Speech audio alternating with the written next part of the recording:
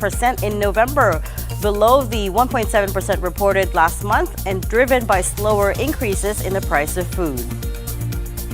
But public and private investment could stay weak for several years due to the corruption scandal, says Deutsche Bank. And catch our conversation with Finland's ambassador to the Philippines, Her Excellency Saya Nurminen, as we talk about career opportunities for Filipinos in Finland.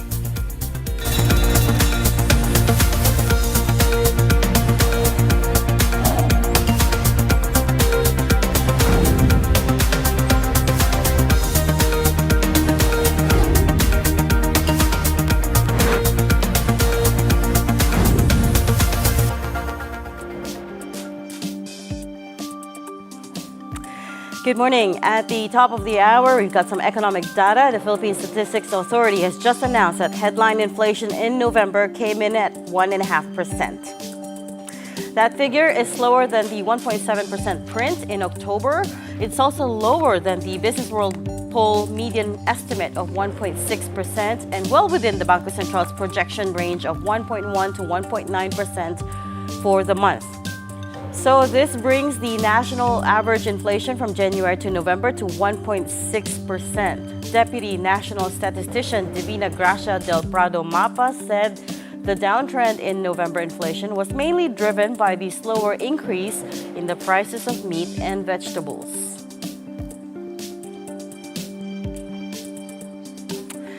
Outgoing ICI Commissioner Rogelio Babes Singson is urging Congress to pass the bills empowering the fact-finding body.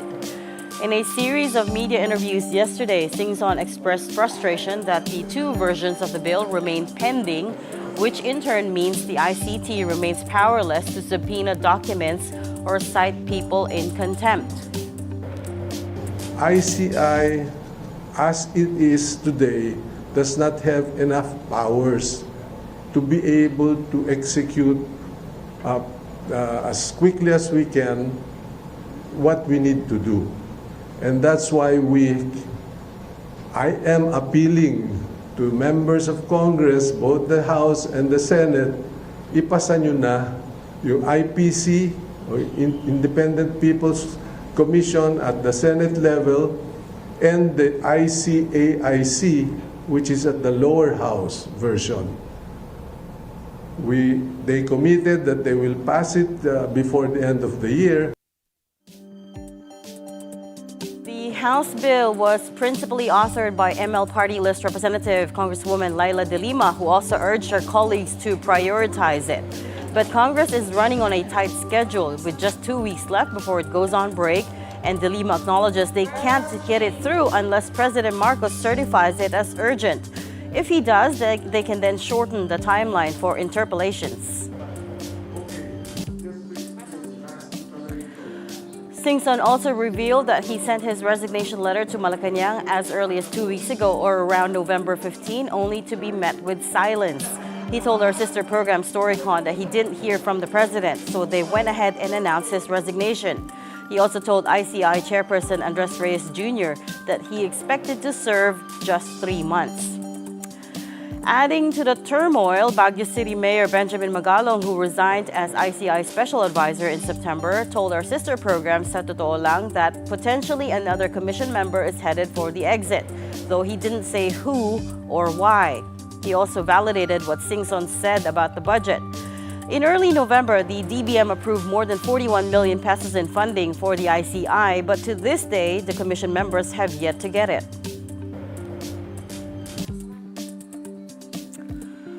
Meanwhile, House Majority Leader Sandro Marcos testified before the ICI in a closed-door session yesterday, and part of what they discussed were allegations made by ex-lawmaker Zaldi Ko regarding budget insertions, which Marcos called pure fabrications. Singson said that the presidential son was surprised by some of the detailed questions asked by the ICI, though he didn't elaborate. Outside of the ICI, there's been some progress at least. The Securities and Exchange Commission has revoked the registrations of 2 construction firms linked to the Discayas. The SEC canceled the certificates of incorporation of St. Timothy Construction and St. Gerard Construction.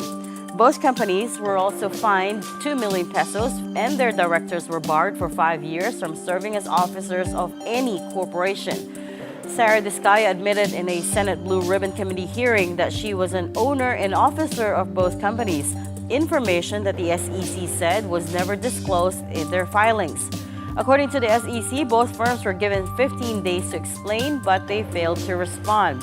The SEC says as well that other administrative, civil, or criminal charges may still be filed against them. World Bank President Ajay Banga paid a courtesy call on President Marcos at Malacanang yesterday, though no readout of the meeting was given. Also in that meeting, as you can see in the photos, or as you might see in the photos, were newly reassigned Finance Secretary Frederick Go and Executive Secretary Ralph Recto. This was the first visit to Manila by a World Bank president in 25 years. So Banga was in town to formally launch a joint initiative with the Asian Development Bank called the Full Mutual Reliance Framework, and he announced it alongside ADB President Masato Kanda. The FMRF is a co-financing model that will allow countries to work with just a single lead lender, that's either ADB or World Bank, and the two multilaterals will then coordinate to guide all aspects of the project from design to supervision and evaluation. Both sides say this will streamline processes and reduce duplication, and countries will also benefit from lower transaction costs. The first two projects are a major health modernization initiative in Fiji and an integrated transport, urban, and water project in Tonga. There's no word at this point whether the Philippines will take part in the program.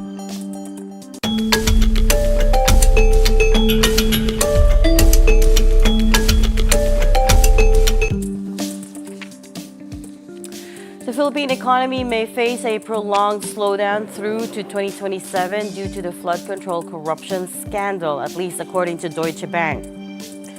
In its latest report, Deutsche Bank said public and private investment may remain weak for several years, likely suppressing growth and prompting more aggressive rate cuts from the central bank.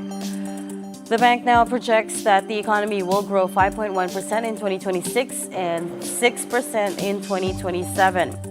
It also warned the peso could briefly slip past 60 against the dollar next year before recovering as import demand eases and the current account deficit narrows.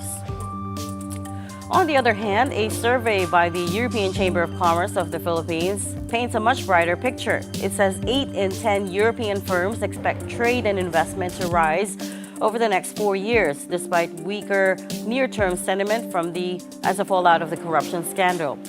The survey showed nearly 79% of respondents anticipate higher trade and investment activity in the next 2 to 4 years, while the remaining of those surveyed expect conditions to remain steady and foresee weaker trade and investment in the medium term. However, despite this optimistic sentiment, majority of the companies cited persistent barriers to doing business. Among these are complex tax procedures, customs delays, and inconsistent regulations. Also, alongside risks like unfair competition, geopolitical tension, and gaps in green supply chains. While talking about commercial activity between the Philippines and Europe, the Philippines and Finland are marking Friendship Week this week, and at least 4 Finnish firms are in town to talk to Filipinos about working and living there. To tell us more about these, we are joined today by Her Excellency Saija Nurminen, Ambassador of the Republic of Finland to the Philippines. Good morning, Ambassador. Thanks for coming all the way here to join us. Good morning, and pleasure to be here. Okay, so we have such exciting things to talk about. There are at least 4 Finnish firms here this week as we celebrate Philippines-Finland Friendship Week, and they are here to talk to Filipinos about living and working in Finland. Talk us through that. Yes, exactly. So this Friendship Week, which is a concept that your Department of Migrant Workers have established and created, brings together all labor mobility stakeholders. And this week we've focused on Finland-Filipino partnership. And we've had a handful of recruiting companies, Finnish recruiting companies, who have also local partners. Some of them have done no Philippines, no the Philippines for a long time. Some are newcomers. First day, there were a lot of engagement with authorities, and then second day there was a job fair where basically the employers and job seekers got together to see what is on offer and who is there to think Finland as maybe as an alternative or an opportunity. These 4 Finnish firms here, what are they looking for? Where are the opportunities? So if I start just giving a bit of a context, Finland population is size of Quezon City. That's true. It's very small. So it's at the same time we are heading to a historic labor shortage. If I give you a bit of a picture, so by 2040, almost half of our workforce is set to retire. So when you ask what are we looking for, we are looking for skilled workers across the board. But if I would give up or the most urgent industries. So I think that it is industrial, machinery, processed work. So just as an example, Finland is really big on shipbuilding. Yeah. So, for example, welders for shipyards is something. So we look across the board, and also green jobs, but a lot of industrial work. And then, of course, like many other countries, healthcare sector. But I would say that we might differ from some other countries that we are looking skilled workers across the board. And as far as shipbuilding, at least, I believe we are also one of the top, countries in terms of shipbuilding. I think 4th or 5th, if I recall correctly. So definitely you'll find the skills there. But what about for other industries, say hospitality or services? Yes. Are they finding the right kind of skills in the Philippines? Yes, I think that if we have big needs, you also have a lot to offer. So you have skilled workers, both, you have young, English-speaking skilled workers who have background, also experience from service sector, but also working in global companies. So, they are adaptable.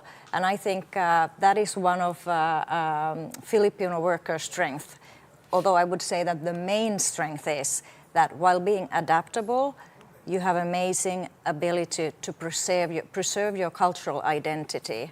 And that is something that makes, Filipino workers really thrive also when they are working in other countries. That's interesting. I've never heard anyone say that. And so as you carry out this initiative, you've worked with the DMW, as you said, the Overseas Welfare Workers Administration, OWA, and as well as the International Organization for Migration. Yes, IOM.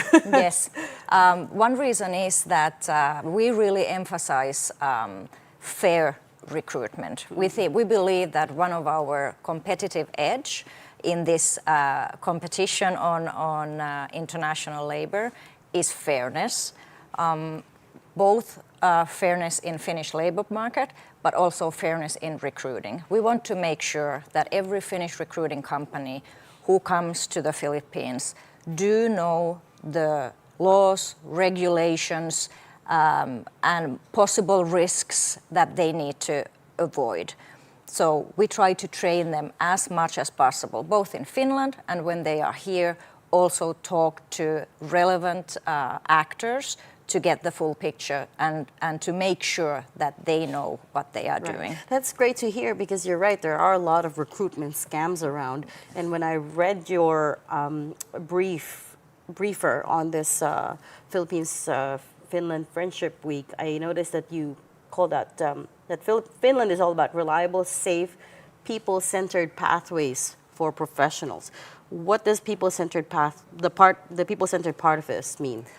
So I would say that first, the Filipinos are often quoted as gold standard workers, and I keep saying that Finland has a gold standard labor market. So we have rigorous labor laws, we have a labor system that is based on collective agreement or bargaining system. That means that there's an equal pay from day one, regardless of your nationality. There's a progressive salary increase based on your experience.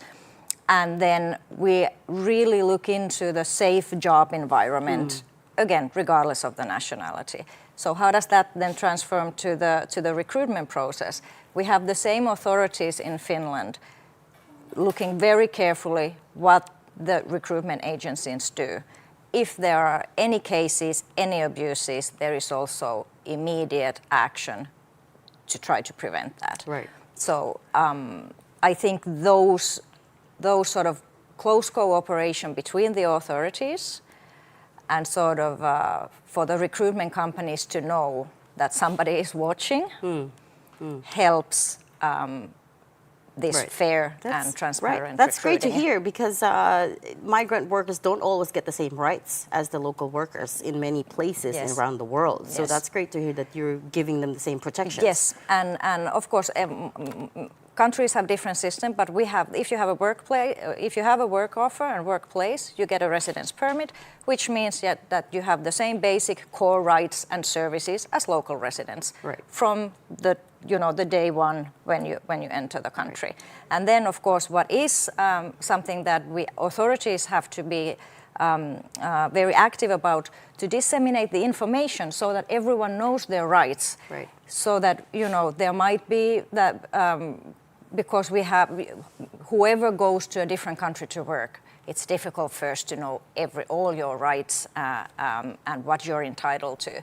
So that is something which we are also looking with our Filipino counterpart, how to disseminate information both here for people who might think that Finland might be an option, but also when they land in Finland, so that they know where to turn to for the basic information, but also if they feel that something is not right. So there's a proper onboarding process for them. Yes. I think at the end of this interview, all of our staff in the TV studio will be coming to you and asking, how do we sign up for this? We want to go to Finland. But I have to say, Finland isn't really amongst the top countries, top of mind for Filipinos when they think of Europe. A lot of them go to France, Spain, Italy, the bigger countries, right? What's in it for them, for the ones who do want to go over there and work, but are perhaps hesitant because of the cultural differences? Yes, and of course the weather. Yeah. So I said one competitive edge that we think we have is fairness. We are totally aware of our language might not be the easiest to pick up and learn. Even if we have more and more jobs that you can speak English. But that is definitely something, more challenging than in some other countries. Yeah. But I would say that the second competitive edge is the quality of life.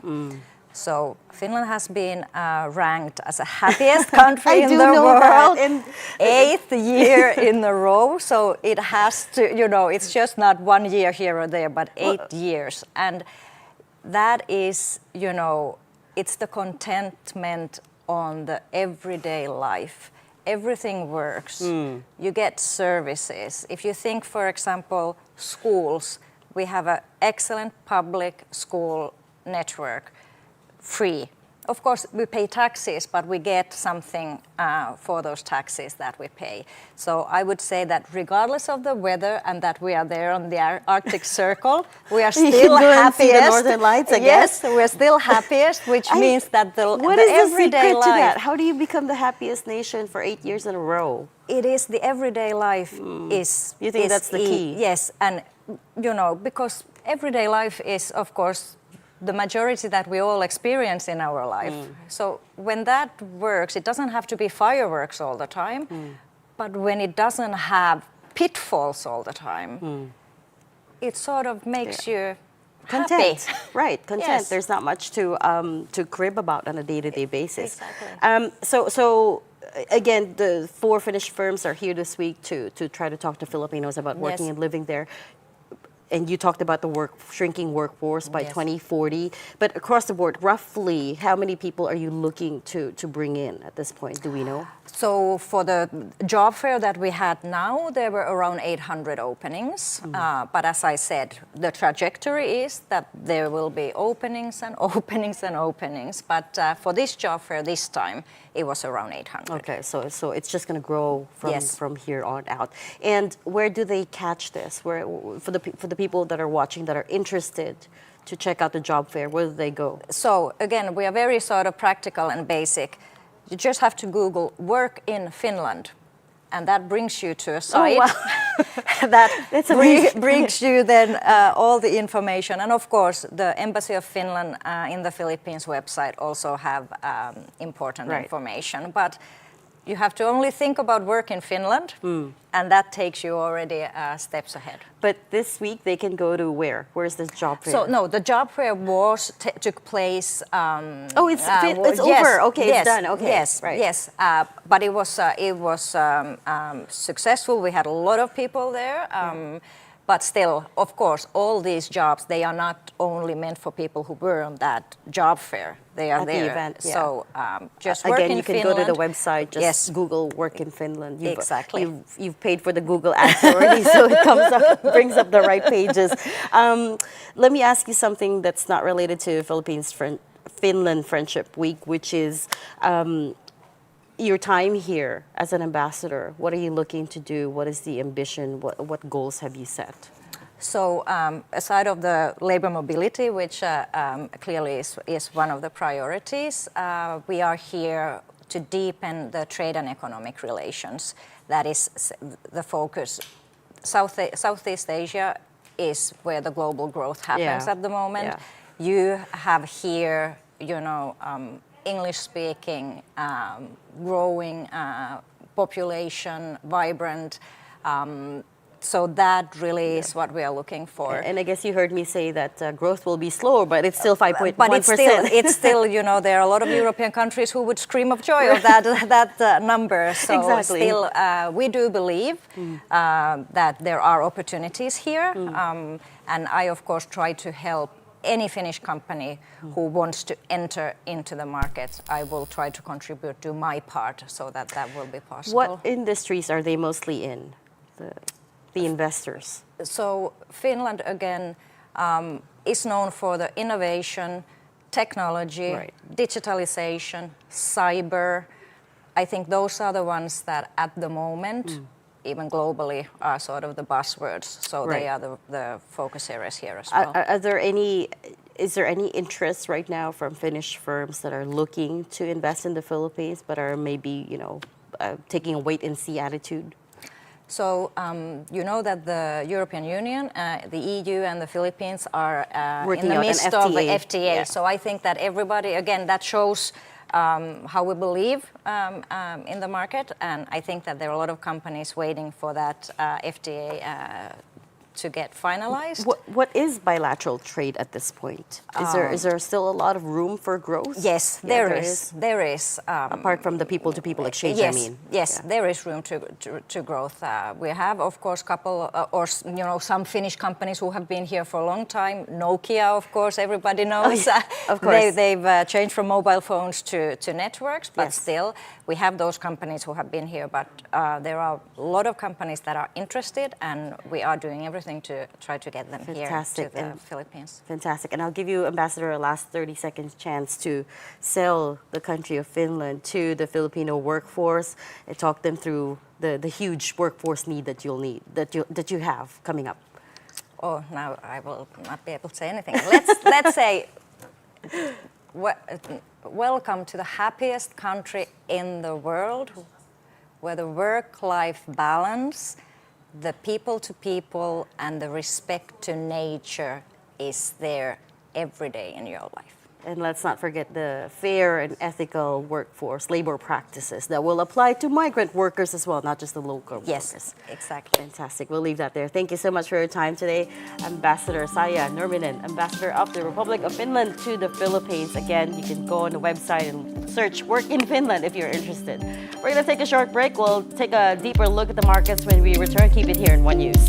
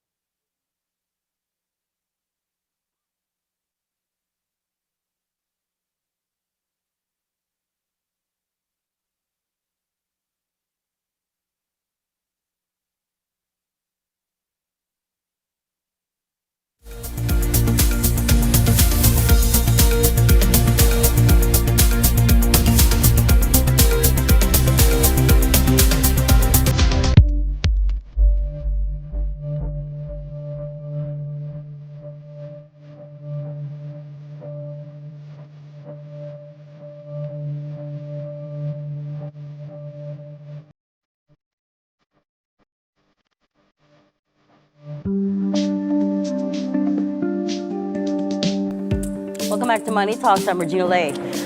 Taking a look now at the markets, the U.S. markets ended a mixed bag on Thursday due to conflicting signals involving the job market and consumer confidence.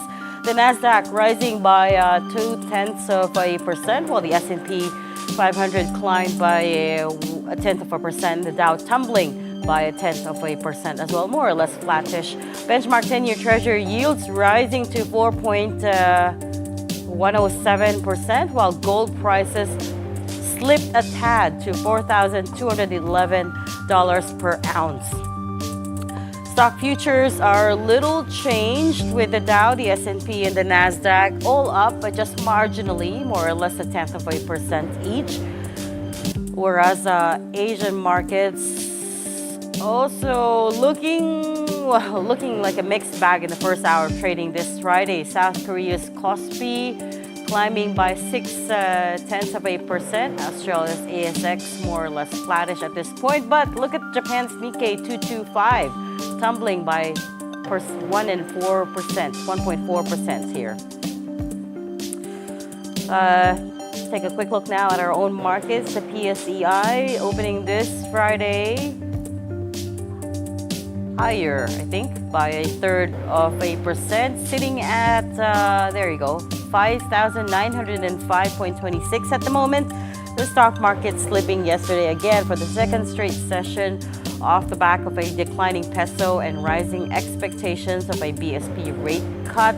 The broader all shares index fell by 0.1%, with sectoral gauges mostly in the red.